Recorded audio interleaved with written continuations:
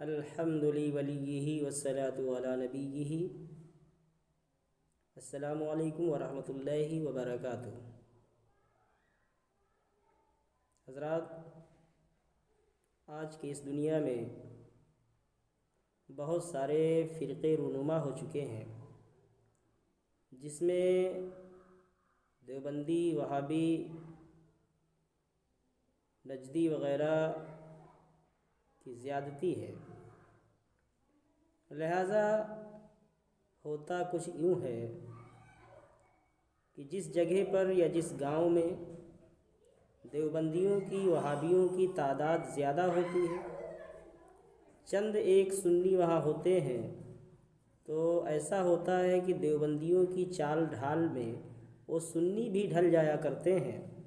لیکن ایسا ہرگز نہیں ہوتا کہ ان دیوبندیوں کے ساتھ وہ اپنے عقیدے کو بھی ختم کر دیں۔ بعض اوقات ایسا دیکھا گیا ہے کہ دیوبندیوں کے لباس میں بھی بریلوی مسلک سے تعلق رکھنے والے لوگ پائے جاتے ہیں، بالخصوص مسلک اہل سنت و جماعت کے عقیدے پر لوگ قائم رہتے ہیں۔ لہذا ایسا نہیں ہے کہ ہمارے امام عشق و محبت امام احمد رضا خان فاضلی بریلوی علیہ رحمۃ رضوان نے یوں ہی پوری دیوبندیت کی ٹیم کو، پوری جماعت کو آپ نے کافر کہہ دیا یا آپ نے کفر کا فتویٰ دے دیا، ایسا نہیں، بلکہ ہمارے امام نے تو احتیاط یہاں تک فرمائی کہ اگر انسان کے اندر 99% کفر کی جانب مڑا ہو، اگر 1% بھی وہ ایمان کی جانب آ رہا ہے تو اس کو ایمان والا ہی کہیں گے، کفر کا فتویٰ نہیں دیں گے۔ تو ایسے ہی آج کل بالخصوص رشتہ داری کرنے میں ہمیں اور آپ کو اپنی لڑکیاں کسی کے گھر دینے میں یا کسی کی لڑکی کو اپنے گھر لینے میں بہت دقتیں ہوتی ہیں۔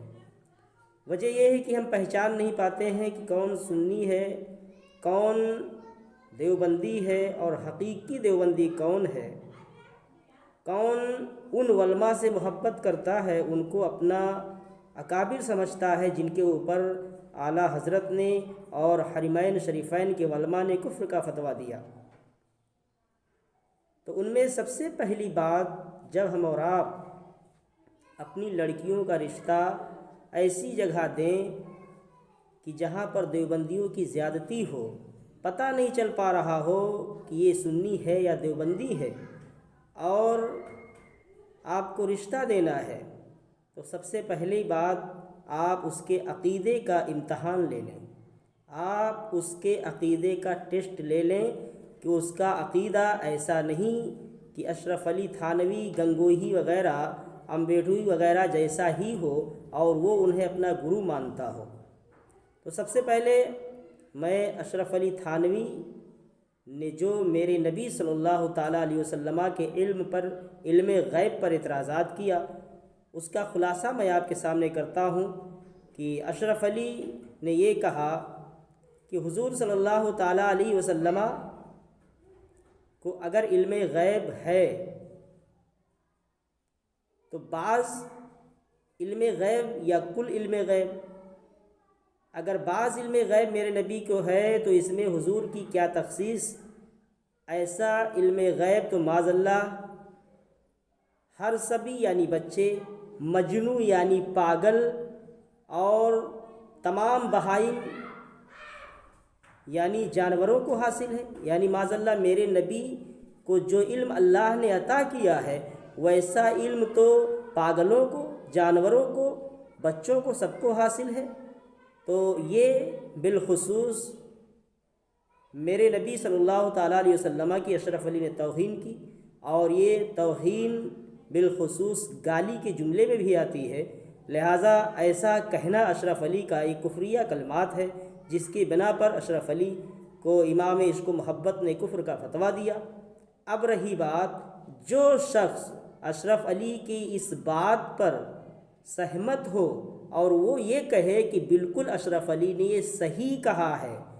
اگر وہ ایسا کہہ دے تو پھر آپ اس کے گھر بیٹی نہ دیں، اپنی بیٹی کو بچا لیں۔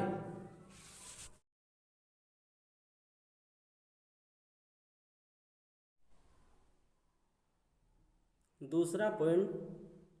اور دوسرا طریقہ جو ہم اپنے رشتہ داروں سے معلوم کریں وہ یہ ہے کہ نبی پاک صلی اللہ تعالیٰ علیہ وسلم خاتم النبیین ہیں یا نہیں۔ اس لیے کہ دیوبند کے ایک بڑے عالم نے یہ کہا ہے، اپنی کتاب میں لکھا ہے، کتاب کا نام تحذیر الناس ہے، جس میں مولانا قاسم نانوتوی نے لکھا ہے کہ اگر نبی پاک صلی اللہ تعالیٰ علیہ وسلم کے بعد اس دنیا میں کوئی نیا نبی آ جائے تو نبی پاک کے خاتم الانبیاء ہونے میں کوئی فرق نہیں آئے گا، یعنی نبی پاک کے خاتمیت پر کوئی فرق نہیں آئے گا۔ حضرات، میرے اور آپ کے نبی کو اللہ نے خاتم الانبیاء کا خطاب فرمایا، میری نبی کے بعد کوئی نبی نہیں آ سکتا۔ ہاں، یہ اور بات ہے کہ حضرت عیسیٰ ابن مریم علیہ السلام ضرور آئیں گے، لیکن وہ آئیں گے تو امتی بن کر آئیں گے، امام مہدی رضی اللہ تعالیٰ عنہ کے پیچھے مقتدی بن کر کھڑے ہوں گے، نماز ادا کریں گے۔ لیکن قاسم نانوتوی نے لکھا ہے کہ نیا نبی اگر آ جائے تو خاتمیت محمدی میں کوئی فرق نہیں پڑے گا، یہ کفری عقیدہ ہے۔ اگر وہ سامنے والا یہ کہتا ہے کہ بے شک قاسم نانوتوی نے صحیح کہا ہے، تو اس سے بھی آپ اپنے بچوں کو، اپنی بچیوں کو بچا لیں، رشتہ نہ دیں۔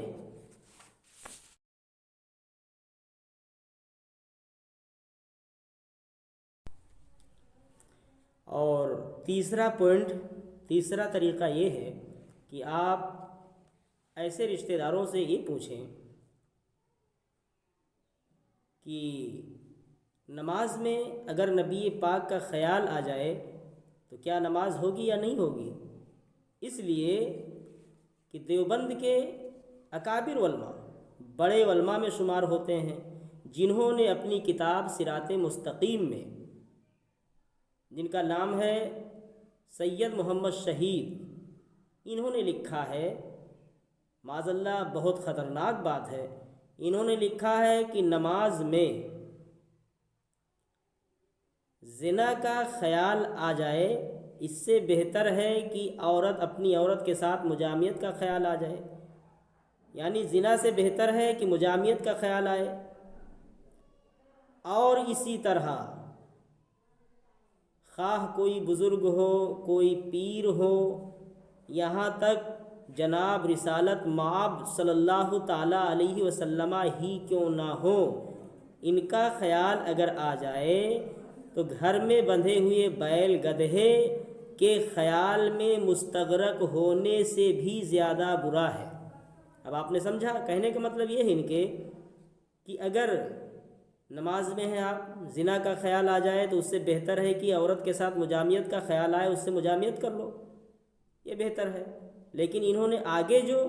ڈنڈی ماری ہے وہ یہ ہے، انہوں نے کہہ دیا کہ اگر نماز میں نبی رحمت صلی اللہ تعالیٰ علیہ وسلم کا خیال آ جائے گا تو اس سے بہتر ہے کہ گھر میں گدھے بیلوں کا خیال آ جائے۔ اب یہ بتائیے، انہوں نے کہا کہ گھر میں جو بیل گدھے ہیں ان کا خیال آ جائے تو تھوڑا بہتر ہے، لیکن نبی کا خیال آ جائے تو گدھوں کے خیال سے بھی زیادہ برا ہے، معاذ اللہ۔ اگر ایسے لوگ جو سامنے بیٹھے ہوں وہ کہتے ہوں کہ نہیں، بالکل انہوں نے جو کہا ہے بالکل صحیح کہا ہے، تو پھر آپ ایسوں سے بچیں اور بچوں کو بھی بچائیں۔